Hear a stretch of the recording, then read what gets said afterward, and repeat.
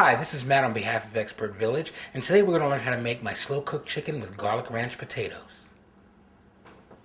Okay, so there's one more step before we start slow cooking our food, and that's to prepare the actual roaster oven. So I'm going to pour about a cup of water in the bottom of the roaster oven, and then I'm going to take some tin foil, and I'm just going to cover the bottom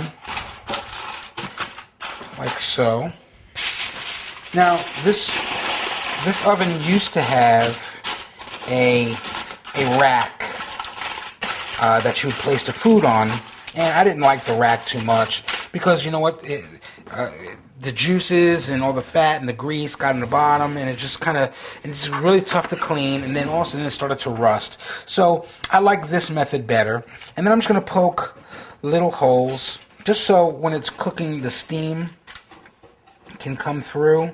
Just little tiny holes, not many, maybe 10 in the foil,